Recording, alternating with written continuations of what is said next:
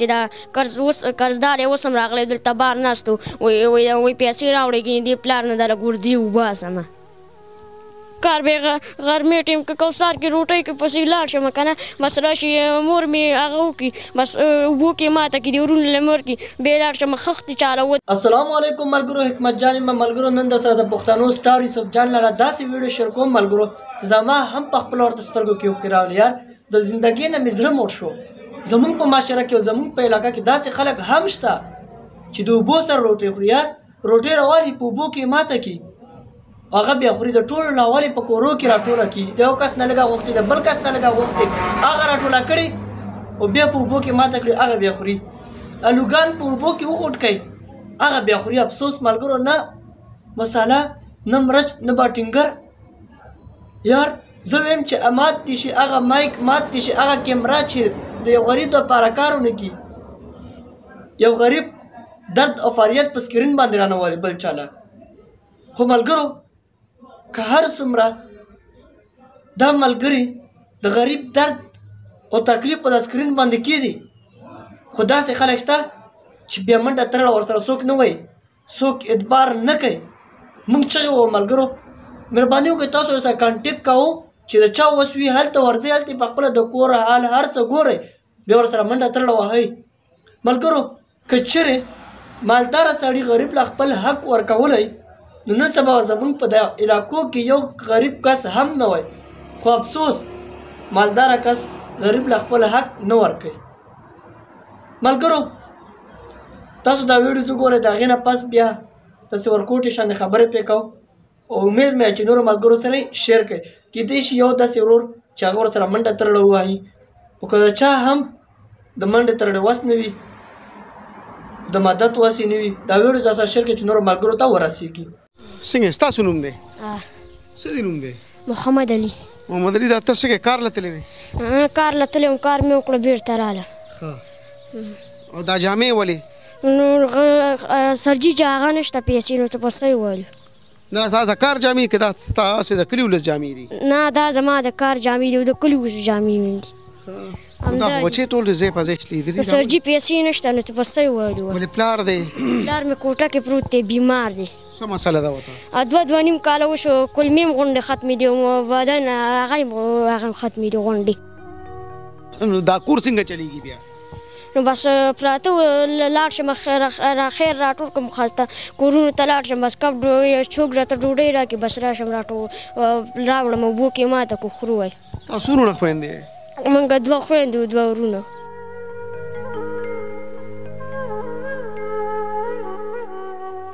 دوه خویندې دوه وروڼه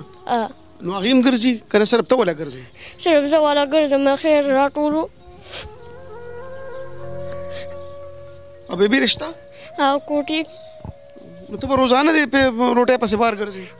نو کار به څه ټیم کې کار به غرمې ټیم که کوثر کې روټۍ کې پسې لاړ شم که نه بس راشي مور مې هغه وکړي بس اوبو کې ماته کړي د ورونو له مور کې بیا لاړ شم خښتې چاله ودروم ما وړو کې ورور مې راشي 2-2.5 روپۍ راکړي په هغې زموږ د کور ګزاره هم نه کېږي دا په اوبو کې چې روټۍ ماته کړي د هغې خوند وي زویه که خوند وي او که نه نو مجبوري هم ده خورو وی ته بلد یې زویه او سهار چې بس همدا روټۍ راوړو او په اوبو کې ماته وخورو دا ولې نو بس څه وکړو غریبي هم ده او سویټر دې شته په دې یخنۍ کې داسې که نه سویټر دې شته څادر نه هېڅ هم نشته دی پیسې هم نشته دی پلار مې بیمار دی کوټې کې پروت دی او پیزار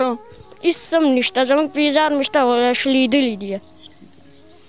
ستا نوم عبدالولي دی قدرمنو د عبدالولي نمبر زه تاسو سره شریکوم 0319 212 4754 تاسو نوم دی زویه فیصل بچې دا جامې ته ولې سمې نه اچوې زویه نو جامې نشته دی پلار مریض دی 2 کال پروت دی جامې نشته 25 روپۍ والو په روپۍ هم نشته 25 روپۍ والو ورور مې ډوډۍ راوړې وه کپړې اوبو سره مو خوړله اوبو سره هم خلک روټۍ خوري زویه نو موږ یې خورو نو د هغې خوند وي بچې خوند کوي او که نه موږ یې وخورو نو ځانه سمه ترکاري ولې نه پخوې زویه نو 25 ترکاري راوړې پخی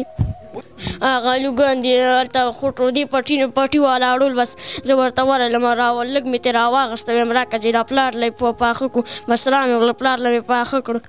کوم دي زویه دا وګوره خوټونه دي دا دي ته راواله زویه او دا ستا کېړې دي او دا شلیدلې نه دي زویه ولې نه نو دا تا چې او دا له چا راوړې زویه دا ما د کباب نه راوړي کبال نه راوړي دي نو دا خو تا شلیدلې راوړي دي که نه نو شلیدلې مې راوړي که نه زیاته تکلیف درته سي بچې زه تکلیف بس دا دی چې دا قرضدار یې اوس هم راغلی دلته بار ناست و وایي پیسې راوړې ګینې دې پلار نه دله ګردي وباسمه ستا شلادل جامو ته وکتل خو دې وایي کتل خو په نن سبا شا باندې خلک زړه نه خوږیه ملګرو تاسو دا ویډیوز وکته چېرې څومره درد څومره تکلیف په دې ویډیوز کې و ملګرو د ویډیوز مې په ځکه جوړه کړه چې الحمدلله یوسف جان لالا د هېڅ تعریف محتاج نه دی د هغه اواز تر ډېره لرې لرې پورې رسي خو مو وویل زموږ اواز هم لږ تر ځای پورې رسي کیدای شي چې 8000 کسان وګوري هغې کې یو داسې کس وي چې هغه ورسره منډه ترړه ووهي نو دې لپاره مې ویډیوز جوړه کړه نو ملګرو دا ویډیو چې څوک مکمل کتل غواړي د یوسف جان لالا په پیج باندې شته نو پلیز دا ویډیو نور ملګرو سره شیر کړئ چې نور ملګرو ته هم ورسیږي چې هر چېرته هم یې الله خوشحاله او باد لره نو راکړه ماله اجازت نور الله په امان